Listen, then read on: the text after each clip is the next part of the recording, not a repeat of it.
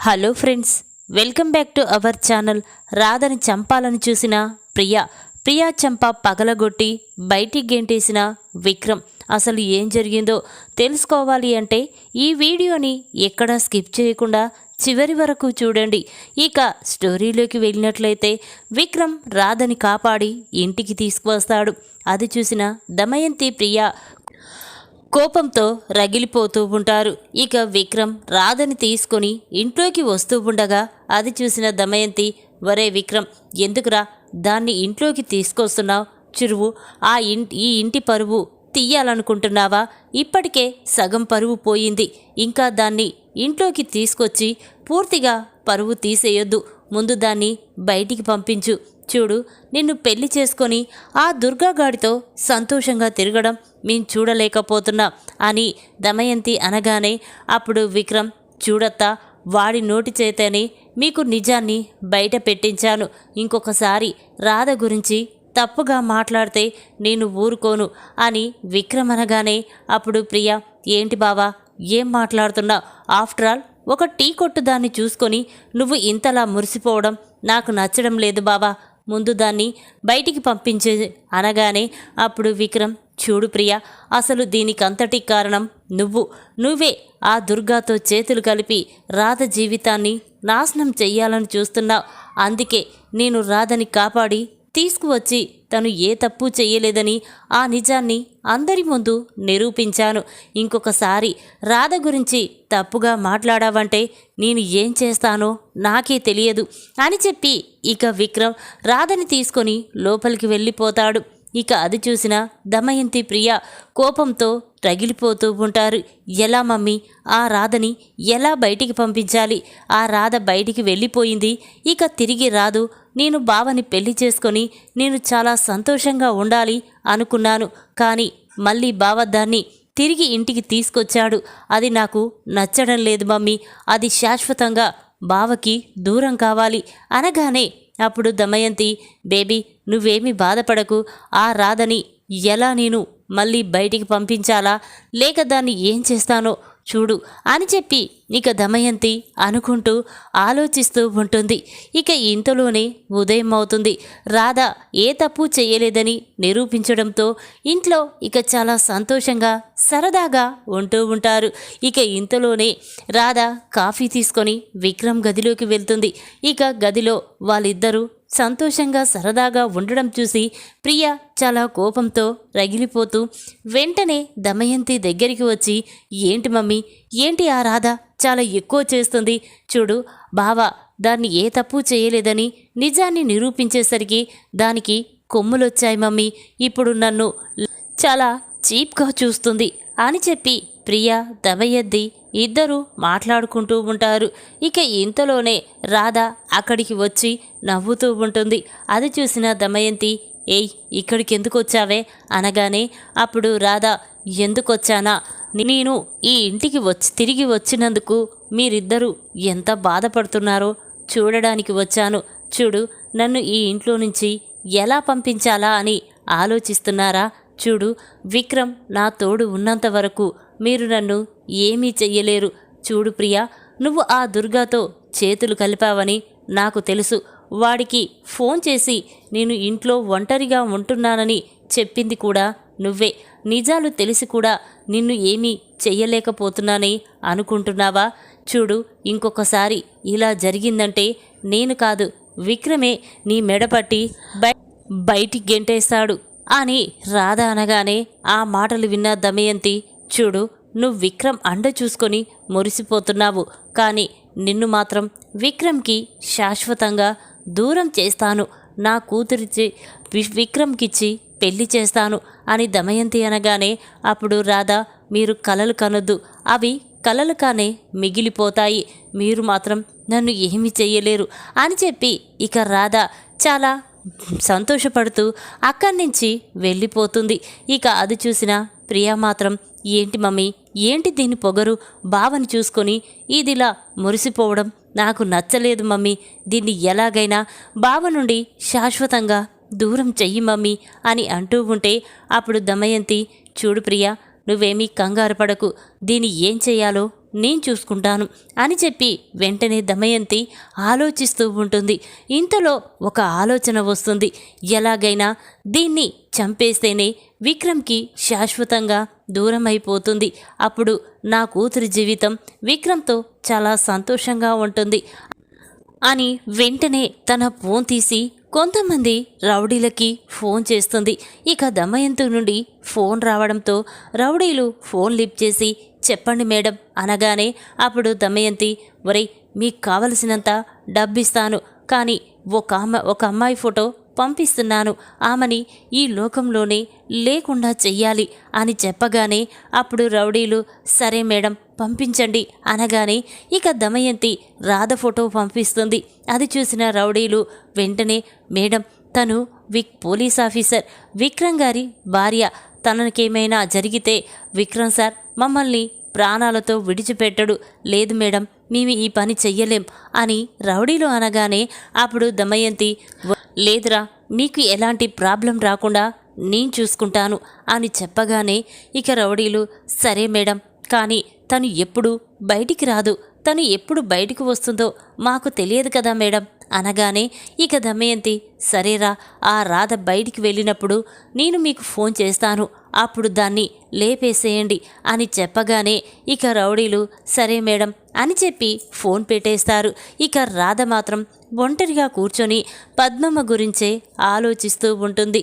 మా నాన్న చెయ్యని తప్పుకి జైలుకు వెళ్ళాడు, మా అమ్మ ఒంటరిదైపోయింది, పాపం నేను ఎక్కడికి వెళ్ళానని ఇంతసేపు మా అమ్మ చాలా బాధపడింది, ఎలాగైనా అమ్మ దగ్గరికి వెళ్ళి కాసేపు అమ్మతో మాట్లాడాలి అని చెప్పి ఇక రాధ వెంటనే విక్రమ్ దగ్గరికి వచ్చి విక్రమ్ గారు మీతో మాట్లాడాలి అనగానే అప్పుడు విక్రమ్ చెప్పు ఏంటి, ఏ విషయం గురించి, మళ్ళీ ఒంటరిగా బయటికి వెళ్ళాలనుకుంటున్నావా అనగానే అప్పుడు రాధ లేదండి నేను మా అమ్మతో మాట్లాడాలి, మా అమ్మతో కాసేపు గడిపి రావాలి, అందుకే వెళ్ళాలనుకుంటున్నాను అని చెప్పగానే ఇక విక్రమ్ సరే నీతో పాటు కానిస్టేబుల్ ఇద్దరిని పంపిస్తాను నువ్వు వెళ్ళు అని చెప్పగానే ఇక రాధ సరే అని చెప్పి ఇక ఇద్దరు కానిస్టేబుల్లను తీసుకొని రాధ పద్మమ్మ దగ్గరికి వెళ్తూ ఉంటుంది. అది గమనించిన దమయంతి వెంటనే తన ఫోన్ తీసి రౌడీలతో చూడండి ఆ రాధ కానిస్టేబుల్తో కలిసి వాళ్ళ అమ్మ పద్మమ్మ ఇంటికి బయలుదేరి వస్తూ ఉంటుంది, ఇదే సరైన సమయం, వెంటనే దాన్ని ఈ లోకంలోనే లేకుండా చెయ్యండి అని చెప్పగానే ఆ రౌడీలు సరే మేడం మీరు చెప్పినట్టే చేస్తాం అని చెప్పి ఫోన్ పెట్టేస్తారు. ఇక దమయంతి మాత్రం ఒసై రాధా ఈ రోజుతో నువ్వు విక్రమ్ని శాశ్వతంగా విడిచి వెళ్ళిపోతున్నావు, ఇక నా కూతురికి విక్రమ్కి పెళ్లి జరిపించి నా కూతురు జీవితం చాలా సంతోషంగా ఉండేలా నేను చేస్తాను అని చెప్పి దమయంతి అనుకుంటూ ఉంటుంది. ఇక రాధ వాళ్ళు అందరూ కలిసి అలా బయలుదేరుతూ ఉంటారు. ఇంతలోనే దారికి ఎదురుగా ఒక పెద్ద చెట్టు పడిపోవడంతో ఇక వెంటనే కానిస్టేబుళ్ళు కార్ దిగి అది తొలగిస్తూ ఉంటారు. ఇక ఇంతలోనే రౌడీలు అక్కడికి వచ్చి రాధని బలవంతంగా తీసుకువెళ్తూ ఉంటారు. అది చూసిన రాధ బాబాయ్ బాబాయ్ అని పిలుస్తూ ఉంటుంది. ఇక ఆ మాటలు విన్న కానిస్టేబుల్ సాంబయ్య మాత్రం వెంటనే అక్కడికి వచ్చి వరై వదలండిరా లేకపోతే నా చేతిలో చేస్తారు అని చెప్పి రౌడీలని కొడుతూ ఉంటాడు.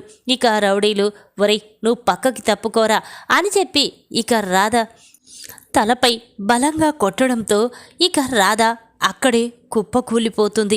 ఇక వెంటనే సాంబయ్య అమ్మ రాధా రాధా అని పిలుస్తూ ఉంటాడు. ఇక ఆ మాటలు విన్న రాధ మాత్రం అలా సైలెంట్గా పడి ఉండడం చూసి ఇక సాంబయ్య ఒక్కసారి షాక్ అయిపోతూ ఉంటాడు. ఇక దమయంతి మాత్రం ఇదేంటి ఆ రౌడీలు రాధని ఇంకా ఏమీ చెయ్యలేదా, ఫోన్ కూడా చెయ్యలేదేంటి, ఈ విధవలో డబ్బు తీసుకునే కాడ ఉంటారు తొందర, కానీ ఇలాంటి పనుల్లో తొందరగా చెయ్యరు అని చెప్పి ఇక దమయంతి అనుకుంటూ వెంటనే వాళ్ళతో ఏంట్రా ఏం జరిగింది, ఆ రాధని లేపేశారా అనగానే అప్పుడు రౌడీలు మేడం మీరు చెప్పినట్టే చేశాం, కానీ ఏదైనా జరిగితే మాత్రం మా వల్ల కాదు అని చెప్పగానే అప్పుడు దమయంతి లేదురా మీ గురించి ఎవరికీ తెలియకుండా నేను చూసుకుంటాను, మీరేమి కంగారు పడొద్దు, ముందక్కడి నుంచి వెళ్ళిపోండి అనగానే ఇక వాళ్ళు అక్కడి నుంచి వెళ్ళిపోతారు. ఇక సాంబయ్య మాత్రం చాలా కంగారు పడుతూ వెంటనే విక్రమ్కి చెప్పడంతో ఇక విక్రమ్ చాలా బాధపడుతూ వెంటనే అక్కడికి వస్తాడు. ఇక రాధని ఆ పరిస్థితుల్లో చూసిన విక్రమ్ చాలా బాధపడుతూ ఏంటి సాంబయ్య ఇలా జరగడం ఏంటి, అసలు రాధని ఎవరు ఇలా చేశారు అని విక్రమ్ అంటూ ఉంటే అప్పుడు సాంబయ్య ఏమో సార్ మాకు కూడా అర్థం కాలేదు, ఇలా వెళ్తూ ఉంటే దారికి అడ్డుగా ఒక పెద్ద చెట్టు కింద పడిపోవడంతో దాన్ని తీస్తూ ఉంటే ఇంతలోనే రౌడీలు ఇక్కడికి వచ్చి రాధని చంపాలని చూశారు, కానీ రాధకి ఏమీ కాదు, పదండి హాస్పిటల్కి తీసుకువెళ్దాం అని చెప్పి ఇక వెంటనే విక్రమ్ రాధని తీసుకొని హాస్పిటల్కి వెళ్తాడు.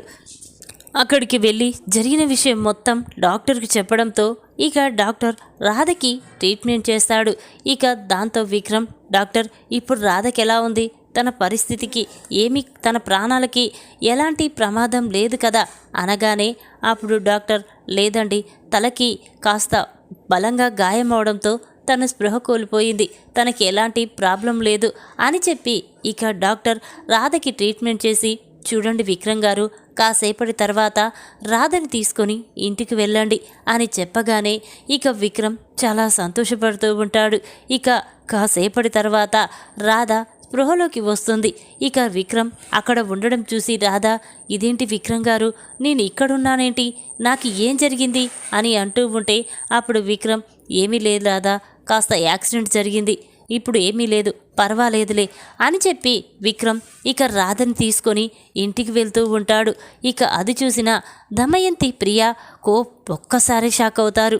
ఇదేంటి రౌడీలు ఆ రాధని చంపేశానని చెప్పారు, మరి విక్రమ్ రాధని తీసుకొని ఇంటికి వస్తున్నాడేంటి, అంటే ఈ రాధ చావలేదా, వాళ్ళు డబ్బు తీసుకొని రాధని ఏమీ చెయ్యలేదా అని దమయంతి అంటూ ఉంటుంది. ఇక అది చూసిన విక్రమ్ ఏంటత్తా ఏం జరిగింది, అంత ఆశ్చర్యంగా చూస్తున్నావేంటి, రాధ మళ్ళీ బ్రతికి ఎలా ఇంటికి వచ్చిందని చూస్తున్నావా అనగానే అప్పుడు దమయంతి ఏం మాట్లాడుతున్నావు, రాధ బతికి ఇంటికి వస్తే నాకేంటి, రాకపోతే నాకేంటి అని దమయంతి అనగానే అప్పుడు విక్రమ్ అవునత్త, రాధని ఎవరో చంపాలని చూశారు, నేను రాధని కాపాడి ఇంటికి తీసుకొచ్చాను, కానీ అది ఎవరో నాకు తెలిసిపోయింది అని విక్రమ్ అనగానే ఆ మాటలు విన్న దమయంతి స్టన్ అయిపోయి చూస్తూ ఉంటుంది. వీడేంటి ఇలా మాట్లాడుతున్నాడు, నేను రౌడీలకి డబ్బిచ్చి రాధని చంపాలని చెప్పింది నేనేనని వీడికి తెలిసిపోయిందా ఏంటి అని కంగారు పడుతూ ఉంటుంది.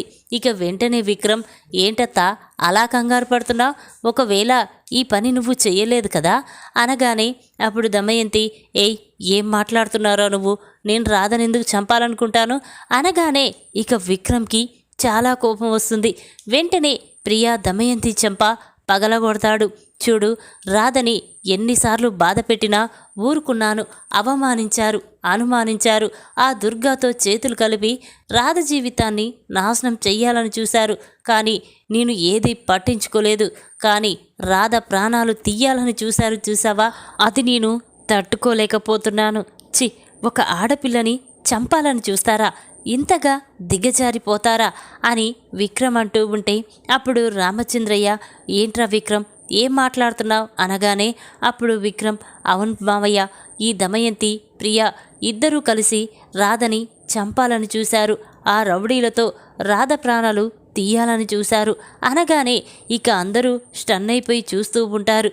ఇక వెంటనే ఏంటమ్మా దమయంతి ఇలా చెయ్యడం తప్పు కాదా, ఎందుకు రాధ ప్రాణాలు తీయాలనుకున్నారు అనగానే అప్పుడు దమయంతి లేదు బావగారు, విక్రమ్ రాధ మీద ఉన్న ప్రేమతో అలా మాట్లాడుతున్నారు, రాధని చంపవలసిన అవసరం మాకేముంటుంది అనగానే అప్పుడు సునంద ఏముంటుందా, రాధ ప్రాణాలు తీసేస్తే ఇక విక్రమ్కి నీ కూతుర్నిచ్చి పెళ్లి జరిపించొచ్చని ఆశపడుతున్నావేమో, కానీ రాధకి ఏదైనా జరిగి విక్రమ్కి దూరమైపోయినా కూడా నీ ప్రియాని నీ కూతుర్ని మాత్రం నేను విక్రమ్కిచ్చి పెళ్లి జరిపించను, నా కొడుకుని ఒంటరిగానైనా ఉంచుతాను, కానీ ఈ పని చెయ్యను అని చెప్పి ఇక సునంద అంటూ ఉంటే అప్పుడు విక్రమ్ చూడమ్మా, రాధకి ఏమీ జరగదు, రాధకి తోడుగా నేనున్నాను, నేను ఉన్నన్ని రోజులు రాధ ప్రాణాలకి ఎటువంటి ప్రమాదము రాదు, ఎవ్వరూ ఏమీ చెయ్యలేరు అని విక్రమ్ అనగానే ఇక ఆ మాటలు విన్న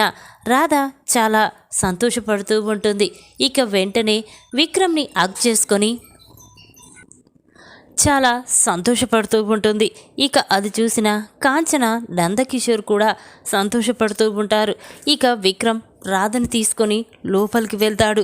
ఇక అది చూసిన రామచంద్రయ్య మాత్రం ఇదేంటి, రాధ విక్రమ్లు పెళ్లి చేసుకున్నారని చెప్తున్నారు, కానీ ఏ రోజు కూడా వీళ్ళిద్దరూ సంతోషంగా ఉన్నట్టు నాకు అనిపించలేదు. అసలు రాధ ప్రవర్తన, మాట తీరు చూస్తుంటే నాకేదో అనుమానంగా ఉంది అని చెప్పి ఇక వెంటనే రామచంద్రయ్య రాధ దగ్గరికి వచ్చి, ఏంటి రాధ, నిజం చెప్పు, అసలు నువ్వు ఇన్ని అవమానాలు, ఇన్ని బాధలు పడుతూ ఎందుకమ్మా ఇక్కడ ఉండడం అనగానే అప్పుడు రాధ, ఏంటి, ఎందుకు గురువుగారు ఇలా మాట్లాడుతున్నారు? నేను ముందే చెప్పాను కదా, మీ కన్న కూతురు కూడా ఈ పరిస్థితుల్లో ఉంటే మీరు వెళ్ళిపోమ్మనేవారా అని అనగానే అప్పుడు రామచంద్రయ్య మాత్రం, చూడమ్మా, ఆ దమయంతి ప్రియాని విక్రమ్కిచ్చి పెళ్లి జరిపించాలని చూస్తుంది, నిన్ను విక్రమ్ని శాశ్వతంగా విడదీయాలనుకుంటుంది అని రామచంద్రయ్య అనగానే అప్పుడు రాధ, లేదు గురుగారు, మీరేమీ బాధపడొద్దు, నాకేమీ జరగదు అని రాధ అంటూ ఉంటే ఇక ఆ మాటలు విన్న రామచంద్రయ్య, అమ్మ రాధ, నీలాంటి కూతురు నాకు కూడా ఉండి ఉంటే ఎంతో సంతోషంగా ఉండేది. నిన్ను చూస్తుంటే అచ్చం నా చిన్నప్పుడు నాకు దూరమైపోయిన నా కూతురు చిట్టిలాగే అనిపిస్తుంది అని చెప్పి ఇక పర్సులో ఉన్న తన ఫోటోని తీసి రామచంద్రయ్య చాలా బాధపడుతూ ఉంటాడు. ఇక అది చూసిన రాధ మాత్రం, ఏంటండి, మీ కూతురు ఫోటోనా, ఒక్కసారి చూపించండి అనగానే ఇక రామచంద్రయ్య ఆ ఫోటో తీసి రాధకి చూయించబోతూ ఉంటాడు. ఇక ఇంతలోనే సునంద, ఏంటన్నయ్యా, నా కోడలితో ఏం మాట్లాడుతున్నావు అనగానే అప్పుడు, ఏంటమ్మా, మాట్లాడకూడదా, రాధని చూస్తుంటే నా కూతుర్ని చూస్తున్నట్టే అనిపిస్తుంది అనేసరికి ఇక సునంద, అవునన్నయ్య, రాధ ఎంతో మంచిది, ఏ తప్పు చెయ్యదు, కానీ వదిన, ప్రియ ఇద్దరూ కలిసి రాధని చాలా బాధ పెడుతున్నారు, ఇబ్బంది పెడుతున్నారు అని సునంద అనగానే ఇక రామచంద్రయ్య, చూడు సునంద, నువ్వేమీ బాధపడకు, రాధకు కూడా మంచి రోజులు వస్తాయి, విక్రమ్ ఉన్నన్ని రోజులు రాధకు ఎలాంటి ఆపద రాదు అని చెప్పి రామచంద్రయ్య అంటూ ఉంటాడు.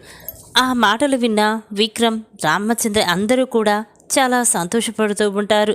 ఇక అది చూసిన దమయంతి, ఇదేంటి, వీళ్ళందరూ ఒకటై ఇంత సంతోషంగా ఉంటున్నారు, కానీ నా కూతురు నేను చాలా బాధపడుతున్నాము, అది ఎవ్వరూ అర్థం చేసుకోవడం లేదు అని దమయంతి కోపంతో రగిలిపోతూ ఉంటుంది. ఈ విధంగా రాధని చంపాలని చూసిన ప్రియా చెంప పగలగొట్టి బయటికి గెంటేసిన విక్రమ్. ఈ వీడియో కనుక మీకు నచ్చినట్టయితే లైక్ చేయండి. మరిన్ని వీడియోల కోసం మా ఛానల్ని తప్పకుండా సబ్స్క్రైబ్ చేసుకోండి. Thanks for watching.